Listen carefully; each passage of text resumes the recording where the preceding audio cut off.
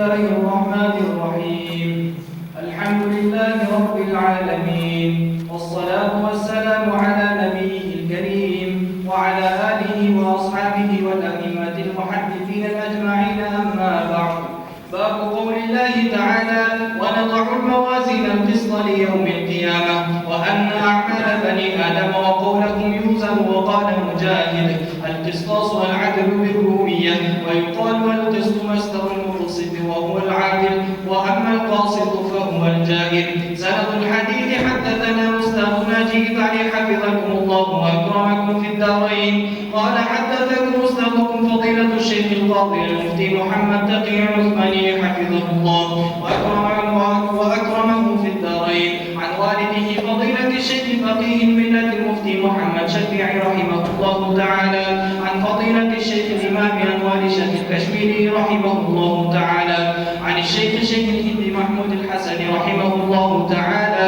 وحاوى به قال فضيلة الشيخ القاضي المفتي محمد تقي عثماني حفظه الله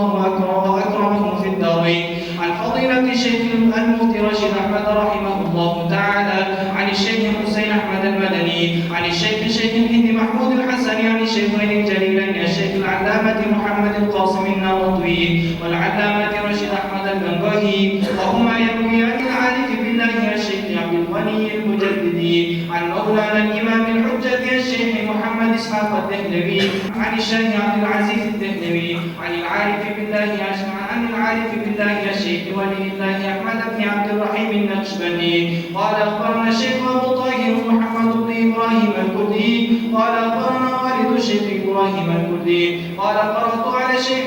أحمد القشاشي قال: أخبرنا الشيخ أحمد بن عبد القدوس الشنوي قال: أخبرنا الشيخ محمد بن أحمد الرملي، عن الشيخ زكريا محمد بن أبي يحيى الأنصري قال: قرأت على الشيخ الحافظ الحجة أحمد بن علي بن الحجر الأسقلاني، عن الشيخ إبراهيم بن أحمد التنوخي، عن الشيخ أحمد بن أبي طالب، عن الشيخ السراج الحسين بن المبارك، عن الشيخ عبد